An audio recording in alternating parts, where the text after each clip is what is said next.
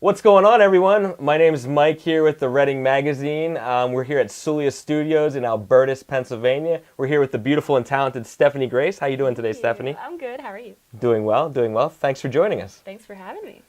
You're welcome. So I'm just wondering, how did you get involved with the music, and specifically, how did you get involved with country music?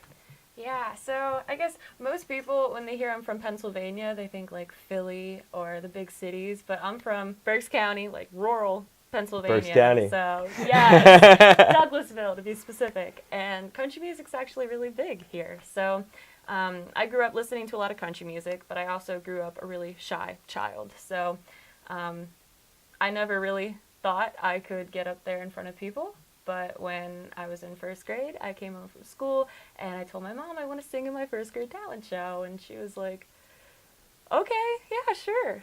Like, if you think you can do that, let's do it. So I started practicing every night after school, got a little more comfortable performing in front of my mom, and then came the night of the talent show, and I was backstage crying. I was so nervous because all my whole school was freaking out. But I got up there, and 3 minutes on stage was all it took for me. The music came on and I started dancing. I got real into it, and 3 minutes was all it took for me to fall in love with performing. Absolutely. I would assume that getting out there and doing it for the first time is probably the what most a rush. nerve-wracking Yeah, thing. you're so freaked out, but it's exciting. 3 minutes. 3 minutes Yeah. did it for you. All That's it took. awesome. That's Yeah. awesome. So I know that you were telling me recently that you were in Nashville recording your new EP. Can you tell us a little more about that? Yeah, I can't tell you a whole lot right now. The EP probably won't be out till middle of next year. So, yeah, I can tell you though, we are releasing a new single in February, and I'm so pumped for that. We have not put out any new music since 2014. So, long overdue to get some new music out there, and I'm really pumped for everyone to hear it. That's awesome. So what was the motivation for the new EP?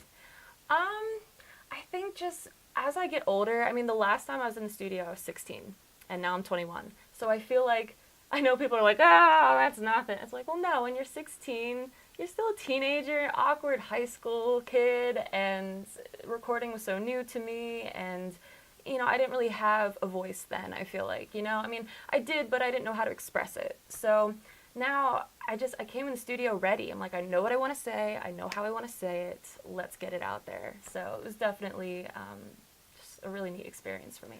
Yeah, I'm looking forward to hearing it. I have to tell you, one of my favorite songs that you ever wrote was Loser.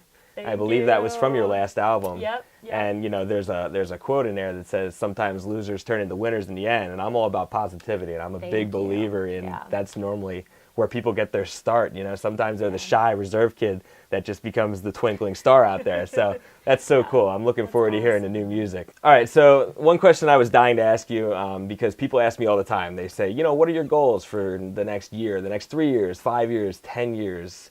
So you said this is the first time in 5 years that you're actually out recording again. Yeah. So where do you see yourself 5 years from now musically? That question always gets me because you can't predict the future, but I can say what I hope to be doing, and I hope to be touring. I hope to travel the world. My songs, I try really hard to make them positive and put a really uplifting message in them, and I want to deliver that message to as many people as I can. So, touring the world. That's what I hopefully see myself doing in 5 years. Yeah, you've also done some things at local schools, right, where you do auditorium Yes. visits when you help the kids with positivity. Tell us a little more about that. So I do school assemblies, anti-bullying assemblies. You mentioned my song Loser. That song for me started the whole movement. And I love getting that intimate time with kids to just perform for them and take them away from class for a little bit and just loosen up and have fun, but at the same time deliver that positive message. And we've done so many Berks County schools. Like, we've done Boyertown, Daniel Boone, Muhlenberg, Ole, Hamburg, Conrad Weiser. Like, we've done so many Berks County schools, so I think it's so neat how the area has embraced it, and I'm very blessed to be able to do it. I love that, anti-bullying. That's something that really is important, and we need to embrace that as a culture. Exactly, and music is a great way to deliver that message because I feel like especially kids really resonate with music. So I agree. That's why I feel so blessed to be able to combine the two. That's awesome. That's awesome. So, Stephanie, I know you've opened up for some really big names in the industry, people like Taylor Swift, Hunter Hayes, Charlie Daniels. Can you tell us a little bit more about that and what one of your favorite memories would be from that? Absolutely. I've been so blessed to be able to take the stage before like you said, some of these artists, Brothers Osborne too, and Scotty McCreery, and Taylor Swift was the big one for me. When I was 9 years old, I entered a singing competition. And again, this was in the early phases of my career. Somehow I won the competition, and the prize was to perform at Fall Fest in Lancaster before the opening act, who was Taylor Swift, back in 2006.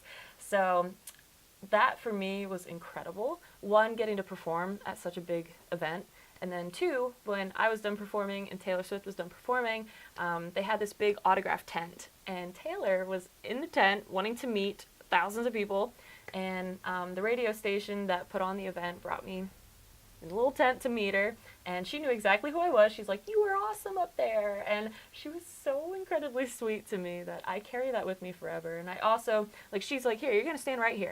She let me stand right next to her while she signed autographs, and it sounds so crazy now saying it, but at the time, like, she was just getting started. So as I'm someone who's just getting started, I'm inspired by the way she treated people, the way she carried herself, and just how incredibly kind she was to me. So that I will always carry with me. Wow, I seriously got goosebumps I know, when you were it's telling me that story. incredible. That is so cool. Like, man, you see her now, she's this big star, and That's so cool, though. I mean, I go to Fall Fest every year, so that's there you nice to so hear you about know. that. Yeah, wow. so So that cool. was 2006. Yeah. Little 9-year-old who got up there with my pigtails and cowboy hat, and That's so Yeah. awesome. One more time, I'd really like to thank you for taking the time to join us here at Celia Studios. Thank you. This I is had really one. cool. It's really cool. You're having a good enjoyed time. this, yeah. Yeah, that's awesome. I had one final question for you. I want to know what your favorite song is to play, and if you have any message you would like to deliver to your fans while you're here. All right, favorite song to play is so hard. And I have two answers because I feel like there's original music and then there's cover material, which at my shows I incorporate a good mix of both. So I would say my favorite original song to play is probably my song Loser. Probably because of the reaction we get from people. It's really cool to look out in the audience and see young people, see adults chanting the words to the chorus with me. It's just so empowering, and that's what I always envisioned when I wrote that song. So Loser is the favorite original song, and my favorite cover song is probably Sweet Escape by Gwen Stefani. Most people don't recognize it by the title, but it's that wee-hoo, yee-hoo, and we get the whole crowd screaming at us, and it is amazing. So any song that gets the crowd involved is my favorite song. Oh, and a message to my fans. I love you guys. Thank you so much for all the support. I always tell people when I'm in Nashville or wherever I'm at that you really need a strong support system to fuel what you do, and I'm blessed to have that. So thank you all so much. So where can your fans and people that don't know much about you, where can they find you? What's some of your social media tags? All right. Where can they find your music? Yeah, that's important. We need to hear the music. So if you go to my official website, which is stephanie-grace.com, gotta get the dash in there. You will find links to my Facebook and Instagram, Twitter, all of that. I have music on Spotify, iTunes, Pandora. So there's all kinds of places where you can find the music and listen. But yeah, I would say go to my official website, stephanie-grace.com. Sounds awesome, and we have one of the albums right here. This is the Life's Okay EP. This was the last release I put out, like a full project. And I'm pumped to be putting out another one of these next year. So, but for now, you got to get the Life's Okay EP. Awkward plug. So cool. Well, Stephanie, it was so great having you here. Thank you for joining us. Thanks so much. This was awesome. And thank you, Celia Studios, for hosting us. It was such a good time. And check Stephanie Grace out. She's awesome. Go see her this spring and summer Thank you. somewhere near you. I've seen her twice, and you will not be disappointed.